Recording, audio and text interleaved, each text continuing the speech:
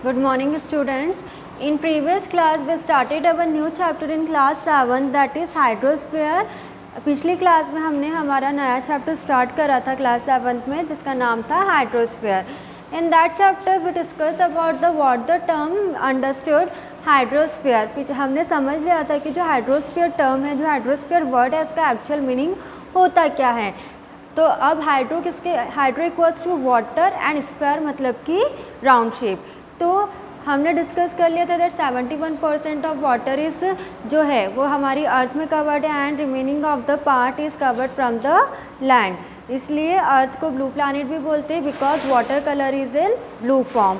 ठीक है. Then we discuss about the ocean. जो हमारे वर्ल्ड में ओशन है that Pacific ocean, Atlantic ocean, Arctic ocean and Arctic ocean. This are the oceans all around the world. Then today we are going to discuss our next topic of this chapter that is ocean floor. ठीक है. Ocean floor के बारे में हम discuss करेंगे. In last class we discuss about the कि ocean होता क्या है. ओशन क्या होता है, जो लार्जर वाटर बॉडीज़ होती है उसको क्या बोला था, ओशन बोला था. और जो स्मॉलर वाटर बॉडीज़ होती है उसको क्या बोला था, सीज बोला था. तो just as the land surface uneven, similarly the oceanic floor is also full of ridges and pits. जिस तरह से हम देखते हैं कि जो हमारी लैंड सरफेसेस है मतलब कि जो लैंड की सतह, different forms of lands we can see all around the world and all around the area. अलग अलग तरह की लैंड हम देखते हैं. प्लेन लैंड होती है, कोई वैलीज टाइप की लैंड होती है, कोई जो लैंड होती है वो कैसी होती है, उबड़ खाबड़ टाइप की होती है. These are the different forms of land. उसी तरह से जो ओशन भी होते हैं वो भी कैसे रहते हैं, अनइवन होते हैं. मतलब कि ओशन फ्लोर भी कैसे रहते हैं, अनइवन फ्लोर में होते हैं. मतलब कि उनमें भी रिजेस और पिट्स होते हैं. रिजेस एंड पिट्स मतलब कि हम कह सकते हैं कि ओशन में क्या होता है, एक गहराई तक की गड्ढा होता है. ठीक है. The depth of the sea is unequal. अगर हम सी की बात करें मतलब कि smaller water bodies is called sea. अगर हम सी की बात करें तो जो सी होता है, जो समुद्र रहता है, उसकी जो गहराई रहती है वो भी कैसी रहती है, अनइक्वल रहता है. कभी आपने अगर समुद्र देखा होगा तो उसका जो पानी रहता है, जब वो लहरें रहती तो कैसी रहती है, अनइवन फॉर्म में वेव्स आती है. ऐसा तो नहीं कि जो रह रही है एक ही डायरेक्शन में जा रही है जो पानी आता है, नहीं, वो एक डायरेक्शन में जाने के साथ साथ अलग अलग में स्प्रेड हो जाता है पानी. तो हम क्या कह सकते हैं कि जो सी का भी वाटर, जो सी की डेप्थ होती है वो भी कैसी रहती है, अनइवन रहती है. Just as we find mountains, plateaus and plains on the surface of the land, so also the sea bed is full of ups and down. If we will see the mountains, हम mountains को देखें, Himalayas को देखें तो वो भी कैसे रहते हैं, अनइवन रहते हैं. The shape of the mountain, the shape of the Himalaya is not same as the shape of the mountain in Himalayas. मतलब कि मैं कहने का मतलब ये है कि जो हिमालय माउंटेन का एक जैसा शेप रहता है वो हम हर एक माउंटेन में नहीं देख सकते हैं. कुछ माउंटेन का जो पिक रहता है हाई पर रहता है, कुछ माउंटेन का पिक उससे छोटा रहता है, या फिर जो कुछ माउंटेन का पिक रहता है वो वेव्स फॉर्म में रहता है, कुछ छोटे रहते हैं, कुछ बहुत बड़े रहते हैं. तो कहने का मतलब ये है कि वी कैन से दैट कि ocean, sea, land, this the structure, the shape of this are uneven. Uneven रहता है मतलब कि सेम नहीं रहता है. It is deeper in one place and shallower in other. On the basis of physical structure, the floor of oceans can be divided into 4 parts. As I told you, this is the topic of ocean floor. Ocean floor का है तो we are discussing about ocean floor. that ocean का भी जो structure होता है, जो ocean का भी shape रहता है वो कैसा रहता है, uneven रहता है. ठीक है. उसमें भी कैसे रहते हैं, ridges होते हैं, pits होते हैं. We can say that the structure of ocean is also same as the structure of the same as ocean. ठीक है. तो अगर हम उसको डिवाइड करें, हमने on the basis of physical structure भी डिवाइडेड, मतलब कि उसके एक्सटर्नल स्ट्रक्चर से हमने ओशन को डिवाइड करा है. एक्सटर्नल स्ट्रक्चर मतलब कि जो बाहर से जिस तरह का हमें स्ट्रक्चर दिख रहा है, according to date we divided oceanic floor. तो जो ओशियंस होते हैं they are mainly divided into 4 parts. 4 parts में डिवाइड होते हैं. पहला है the continental shape. What is the first structure, first division of the oceanic floor? Continental structure, then continental slope. ठीक है. Then oceanic deep plains. Oceanic deep plains और continental rise and last one है oceanic trench. This is the ocean floor या फिर oceanic trench. ठीक है। तो we will discuss the first part that the continental shelf. Continental shelf क्या होता है? The part of the land near the continent, मतलब कि जो लैंड का पार्ट होता है वो किसके समीप होता है, किसके पास होता है? कॉन्टिनेंट के पास हो, और काय से कवर्ड हो? Fully covered with the water. Continent shelf इसको बोला गया है जो कि ज़मीन के पास रहता है, पूरी तरह से ज़मीन के पास रहता है, और काय से कवर्ड रहता है? पानी से रहता है। You can see that top most of the layer is covered from the water and it is near by the land, ठीक है। Then these shelves are known for its abundance of fishes। इसको क्या बोला गया? abundance of fishes, मतलब कि in this layer we can see the lots of fishes। हम इस कॉन्टिनेंट में इस वाली लेयर पर हम फिशेस को इजीली देख सकते हैं। तो कॉन्टिनेंटल शेल्फ मतलब कि top most layer of the land which is near to the continent, मतलब कि जो कॉन्टिनेंट ऐसा कॉन्टिनेंट जो कि लैंड के समीप हो and which is fully covered from water, ठीक है। Now second one is continental slope. Continental slope क्या होता है? Where the edge of the land steeply slope downwards is called the continental slope. मतलब कि जो एज रहती है, मतलब कि हम ये आपने स्लोप देखा होगा, स्लोप मतलब कि जो फिसल पट्टी होती है वो भी कैसी रहती है? डाउनवर्ड डायरेक्शन में रहती है। तो मतलब कि जो इसकी एजेस हो, जो इसका स्ट्रक्चर है वो किस टाइप में है? स्लोप फॉर्म में है, ठीक है। तो जब वो जो लैंड हो वो लैंड किस फॉर्म में आ जाती है? स्लिपी फॉर्म में आ जाती है, स्लोपी फॉर्म में आ जाती है, तो उसको क्या बोला गया है? कॉन्टिनेंटल स्लोप बोला गया है। और ये कॉन्टिनेंटल शेल्फ से, मतलब कि कॉन्टिनेंटल स्लोप कॉन्टिनेंटल शेल्फ से कैसी रहती है? डीप रहती है, गहरी रहती है।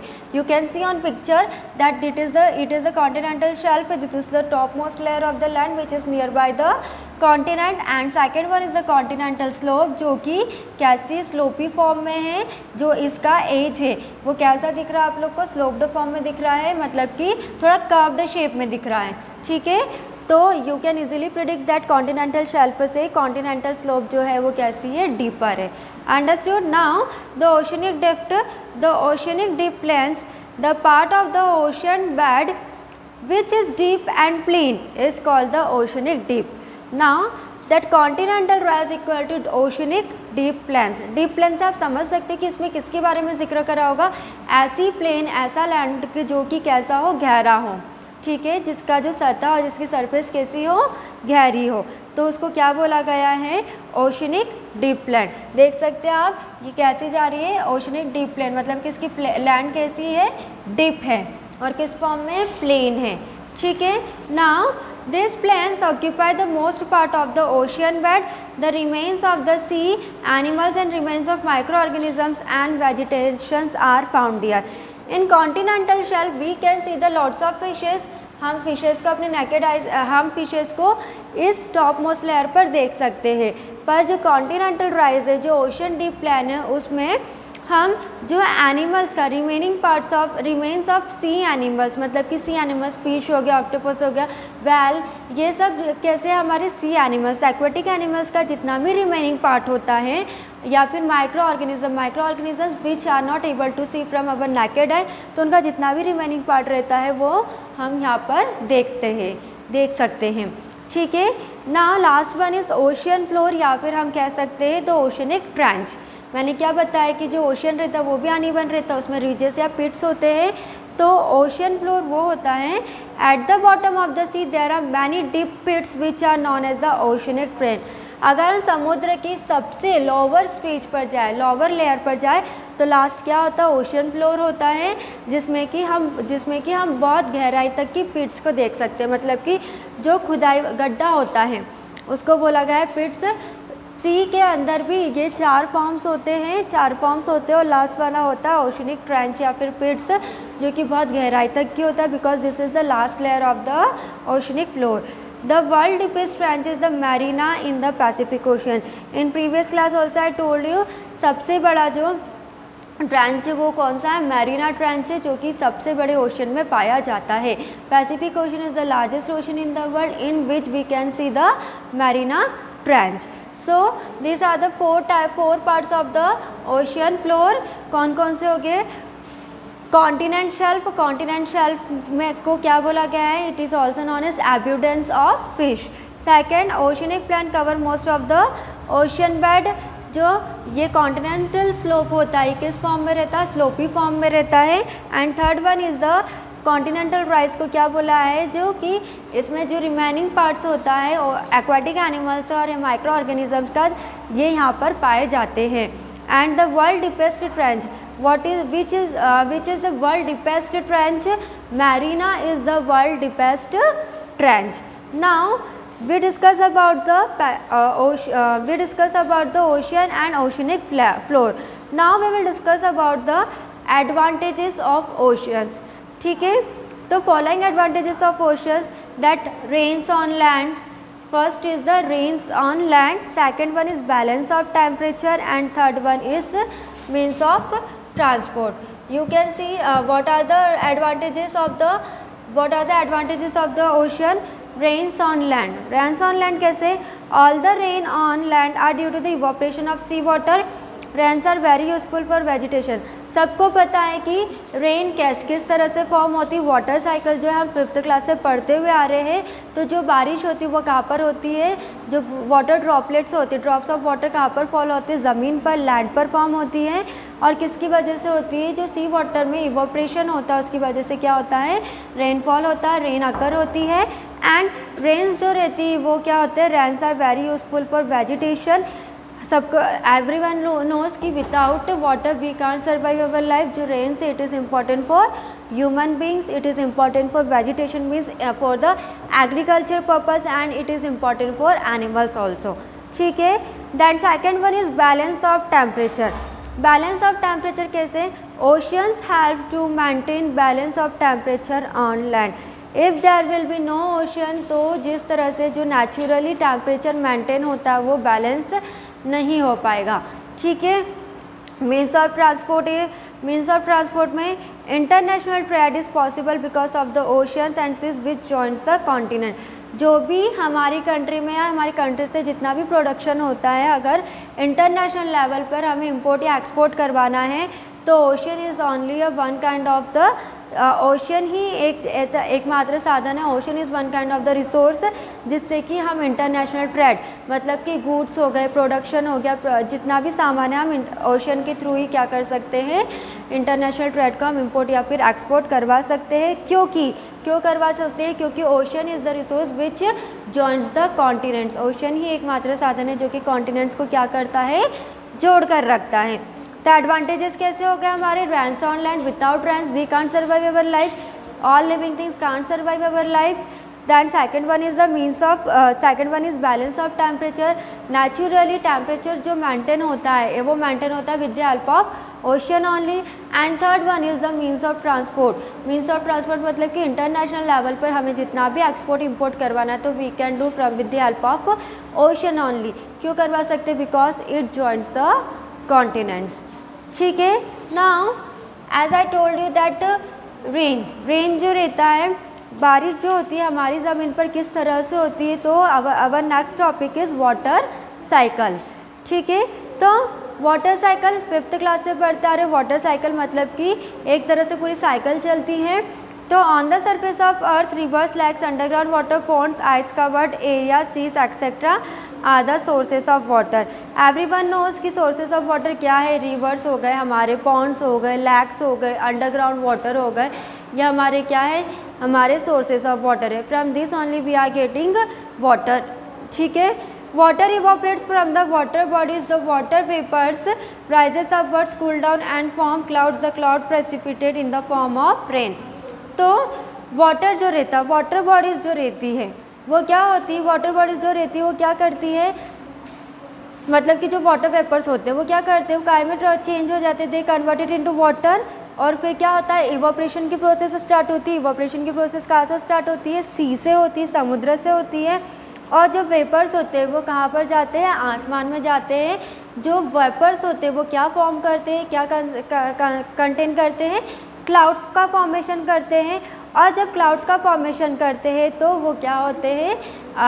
हमारी लैंड पर क्या होती है? रेनफॉल होती है। किस तरह से लैंड फॉर्म होती है? क्योंकि जब क्लाउड्स का फॉर्मेशन हो गया तो वो क्या होगा? प्रेसिपिटेट होगा। किस फॉर्म में होगा प्रेसिपिटेट, मतलब कि जो वाटर वेपर है वो किस फॉर्म में चेंज हो जाएगा, वाटर ड्रॉपलेट्स में चेंज हो जाएगा। तो क्या हो जाएगा, क्लाउड्स में प्रेसिपिटेट स्टार्ट होना हो जाएगा और हमारे इसमें क्या होना लग जाएगा, ज़मीन पर रेन फॉर्म होने लग जाएगी। Some part of the rain water percolates into the earth and rest finds its way and gets collected the rivers, lakes, ponds and other water bodies. तो जो रेनफॉल होती है उसमें क्या होता है, अब ऐसा तो नहीं कि जो रेनफॉल बारिश का पानी हो रहा है तो डायरेक्टली हमारे घर पर आएगा, नहीं, जितना भी रेनफॉल होता है, जो रेनफॉल होता है तो बारिश का पानी कुछ क्या होता है, मिट्टी में अब्जॉर्ब हो जाता है। जो बारिश का पानी रहता है रिवर में चले जाता है, लैक्स में चले जाता है, पॉन्ड्स में चले जाता है, मतलब कि डिफरेंट वाटर बॉडीज़ में जो हमारा रेनफॉल होता है, रेन वाटर होता है, वो कंज्यूम होता है। Through rivers it reaches back to the oceans. नदियों के कारण ही जो हमारा पानी होता है, जो हमारा रेनफॉल का पानी होता है, वो किस में चले जाता है, ओशियन में चले जाता है।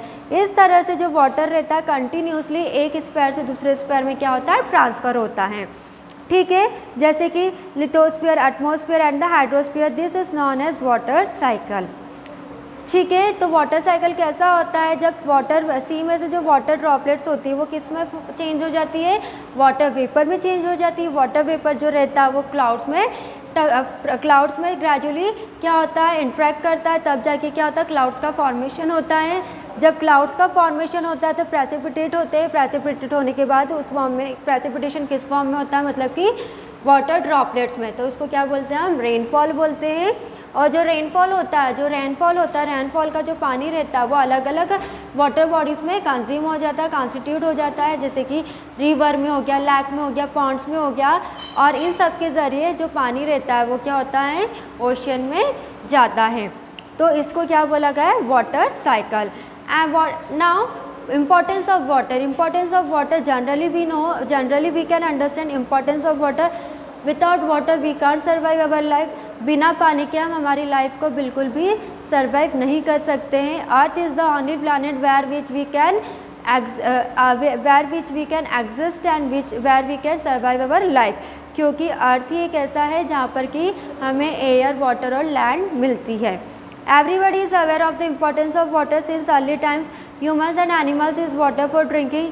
सबको पता है कि वाटर का यूज़ हम क्यों करते हैं, ड्रिंकिंग पर्पज़ से करते हैं, हम बाथिंग पर्पज़ से करते हैं, वॉशिंग पर्पज़ से करते हैं। This are the uses of water. तो पता है कि वाटर का क्या यूज़ है। बिजली का बनाने के यूज़ में भी वाटर का क्या होता है, उपयोग किया जाता है। Hydro electricity is generated from water, and water का यूज़ हमारी फसल में भी, हमारी एग्रीकल्चर पर्पज़ से भी वाटर का क्या है, बहुत सारा यूज़ है। क्योंकि फसल को उपजाऊ करने के लिए, फसल को बढ़ाने के लिए, हमें इरिगेशन करने के लिए किसकी ज़रूरत है, वाटर की ज़रूरत है।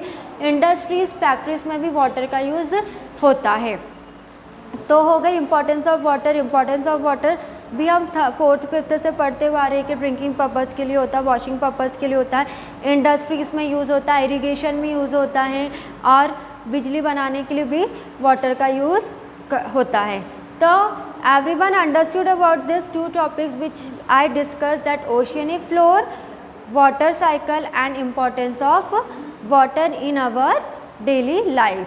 ठीक है, so today we completed this chapter in class 7th in which we discuss about the hydrosphere. फिर हमने डिस्कस करा था ओशियन एंड ओशनिक फ्लोर के बारे में एंड वाटर साइकिल। ठीक है, तो today we completed our this chapter. In next class we will start our new chapter. Thank you.